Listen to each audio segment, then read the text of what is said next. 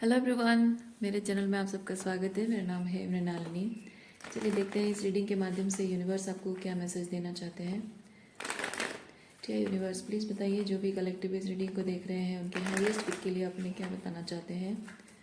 ठीक universe, thank you for your guidance, thank you for your clarity, thank you for your grace, thank you for the love, thank you for abundance, thank you for healing, thank you for transformation, thank you for protection, thank you for validation. ठीक universe, thank you very much.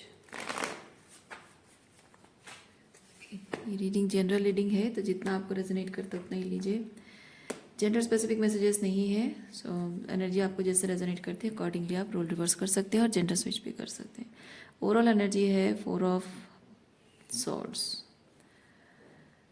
थक चुके हो, अपनी marriage relationship को निभाते निभाते थक चुके हो, या फिर फैमिली सिचुएशन को संभालते संभालते थक चुके हो।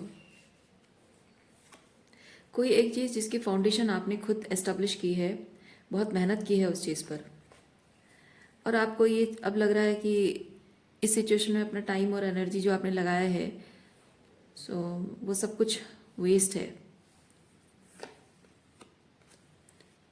आपको ये चीज़ पहले क्यों नहीं पता चली? पहले ये सब चीज़ें इतनी मिस्ट्री क्यों थी?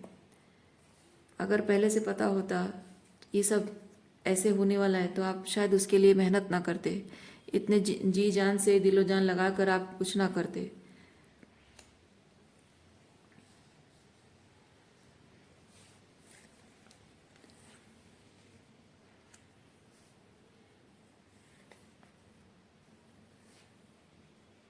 अब ये सब कुछ छोड़कर जाने में आपको झिझक तो नहीं हो रही है, लेकिन आपको लग रहा है कि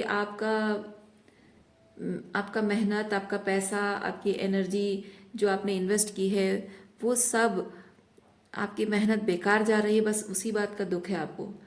लेकिन सबको लेट गो करने में कोई दुख नहीं है आपको, बल्कि खुशी है।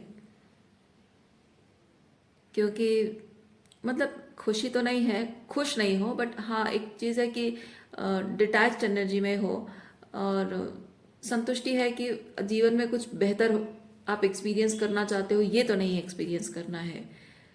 सो नई शुरुआत के लिए जैसे आपके दिल के दरवाजे खुले हैं। हाँ, बहुत जॉयस एनर्जी में नहीं हो, लेकिन फिर भी दुखी भी नहीं हो।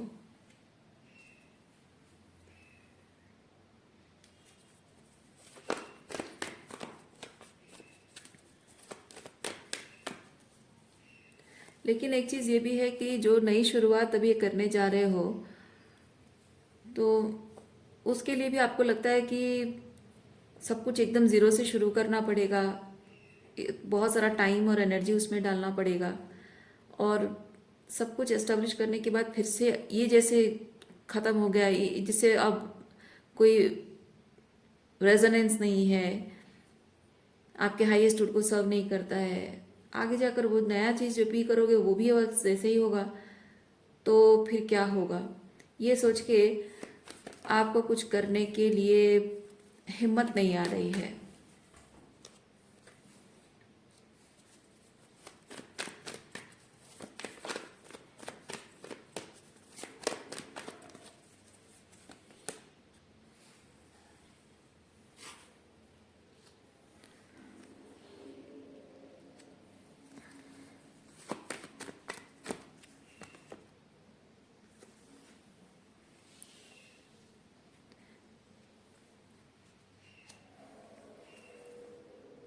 इसलिए आपको, अगर ये रिलेशनशिप है तो आपको आगे जाकर और कोई रिलेशनशिप में अ, मतलब चाहते हो कि लोग आपके साथ हों, कोई अपना हो, कोई परमानेंट, मतलब कोई लॉन्ग टर्म साथ निभाने वाला, हमेशा साथ रहने वाला।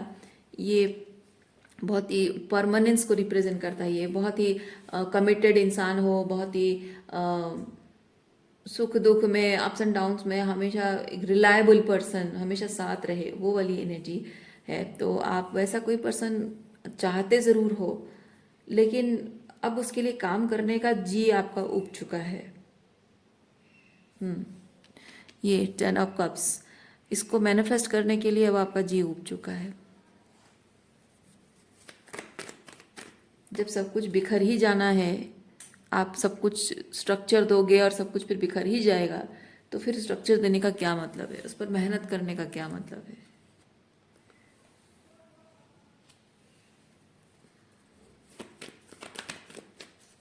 आप सोच रहे हैं कि दुनिया में ऐसी कौन सी चीज़ है जिसको मैं अचीव करूं और उसके लिए मुझे बाद में पछताना ना पड़े, पीछे मुड़कर देखना ना पड़े।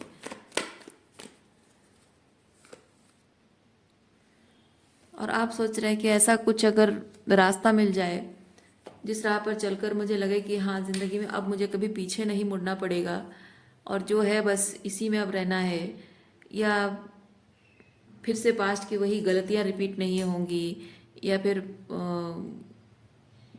जो जो कुछ भी कंस्ट्रक्ट किया था वो सब कुछ आपको फिर से टावर नहीं होगा, स्टेबिलिटी रहेगी, वो एक अश्योरेंस आप चाहते हो, तो कोई ऐसा रास्ता, अश्योर्ड रास्ता आप चाहते हो जिससे कि आपको लगे कि हाँ, worth it.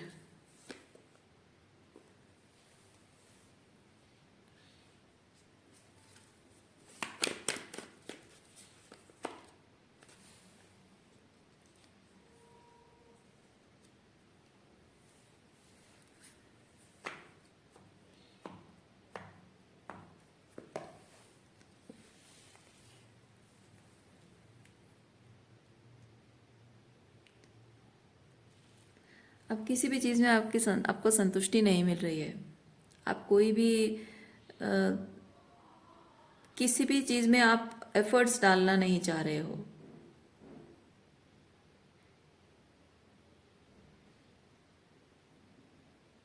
King of cups के साथ मैं फील करती हूँ पास्ट के किसी व्यक्ति से आपका कोई अटैचमेंट है, मतलब फीलिंग्स है, किसी के लिए प्यार है, वो अटैचमेंट तो नहीं। किंग ऑफ कप्स बहुत ही हेल्दी इमोशंस रिप्रेजेंट कर सकता है।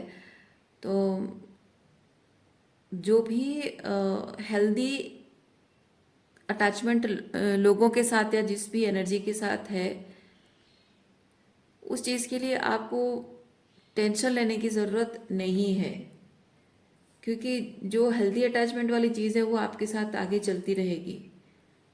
जो नहीं है वो अपने आप पीछे छूट जाएगी। इसीलिए आपको यूनिवर्स ये चीज़ कह रहा है कि आप इस वक्त ये मत सोचिए कि आपके साथ कौन चलना चाहता है, कौन नहीं चलना चाहता है। ये सोचना आपका काम नहीं है। आपको जिस दिशा में जाना है आप उसी दिशा में जाइए, जो करना है अपने लिए वही करिए, जो आपके हाईएस्ट गुड को सर्व करता है वही चीज़ करिए। बाकी आपके साथ चलने वाले कौन चल रहा है कौन नहीं चल रहा है वो समय बताएगा, कौन कौन कितने रिलायबल है, कौन कितना कमिटेड है ना, कितनी दूर तक कौन चल सकता है आपके साथ, वो समय बता देगा आपको। रिलेशनशिप्स की परख इसी से ही होती है। आप लोगों को साथ चलने के लिए कहोगे तो रिश्तों की परख नहीं होती है, आप चलोगे आपके साथ कौन चल रहा है उससे रिश्तों की परख होती है। रीडिंग मैं यहीं पे रखती हूँ। उम्मीद करती हूँ इस रीडिंग से आपको कुछ क्लैरिटी मिली हो। मैं आपको नेक्स्ट रीडिंग में मिलती हूँ। अपना ख्याल रखिए, खुश रहिए, बाय।